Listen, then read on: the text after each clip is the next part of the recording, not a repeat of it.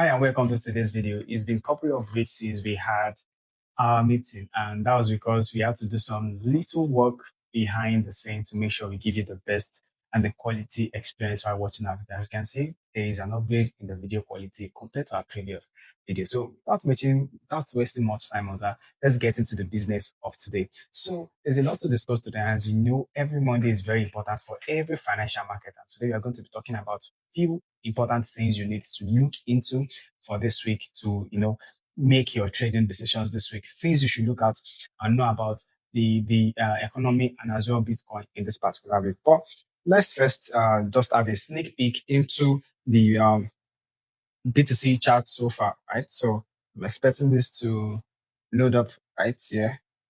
Excuse me, I think there is a little bit on hang.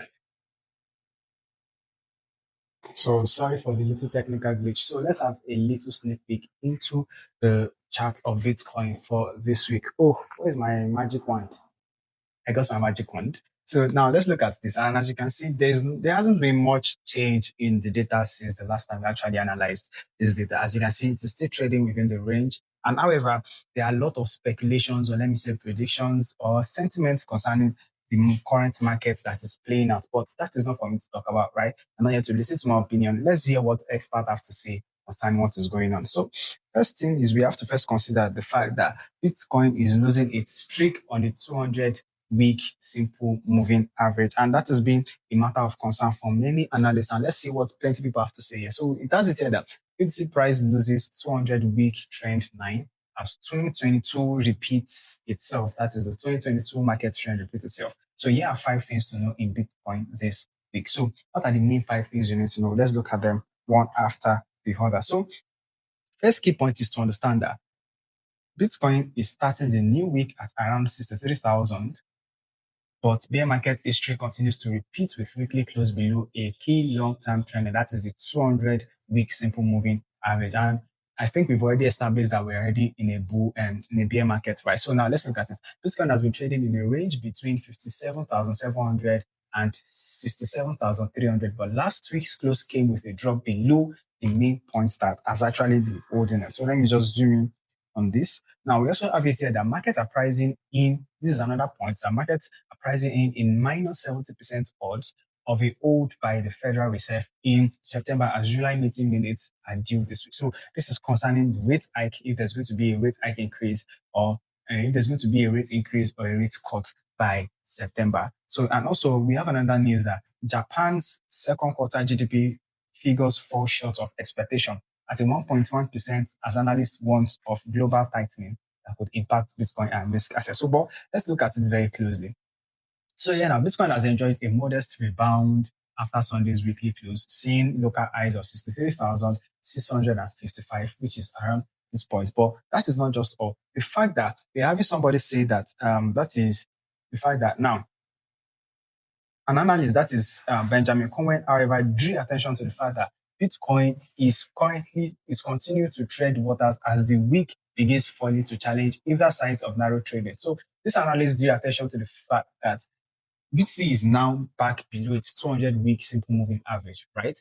And as Cointelegraph reported, this moving average was defining a future in the 2022 bear market when it turned resistance in August before Bitcoin entered its long-term bottoming phase. So what is the really force about this 200 weekly moving average? And that is the fact that in the year 2022, that it is very synonymous to the pattern that Bitcoin is creating right now.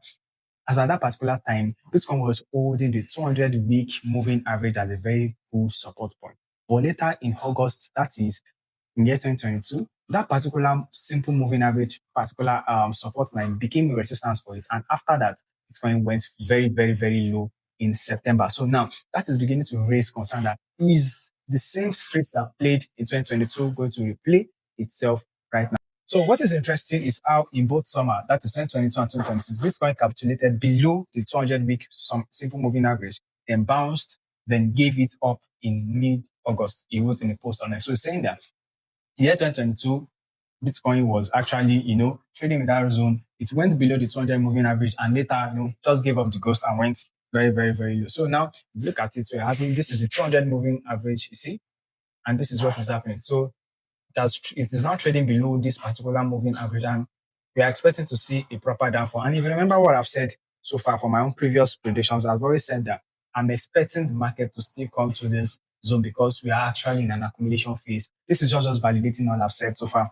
concerning that. So another point you also have to look concerning Bitcoin this week is um okay. So I need this to just reload real quick. So we have another person that is Red Capital added that the price had failed to reach his own weekly close target of 63,220. So just positioning for a further downside. Many traders are actually expecting markets to go lower this week. That is to go below to the range of either 58,000 to 66,000. So another thing we also need to understand in this week, another key point is to understand that the Fed minutes due amid policy decision. That is the minutes of the last FOMC meeting held in July is due, and we are yet to have the minutes come out.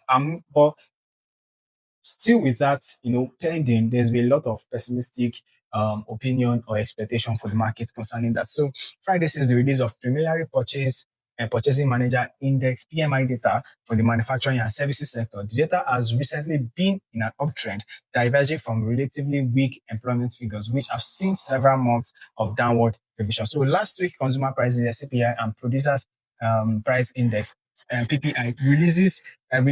Meanwhile, painted as a softer than expected picture of the US inflation trend. This sparked a rethink of future interest rate by the Federal Reserve. So we also have the Chicago Merchant Exchange Group Fed Watch 2 shows that in nearest minus 70% odds that the Fed will hold rate at their current 3.5 to 3.75 range compared with the 42% odd a month ago. So my have your own personal opinion and everybody have their own opinion. But I feel like for me, you say that the rate actually stays the same or is going to reduce because the data is actually giving us a good, a good notch, and it doesn't look like something where inflation is going to take the order of the day. I'd love to hear from you. Let me know what your own thoughts are. So now another interesting thing to note for this week is the fact that somebody says that Bitcoin is in its day 1,363,000 day of its cycle. So now from this particular analysis says that on a norms, this current cycle that we have usually lasts for 1,432 days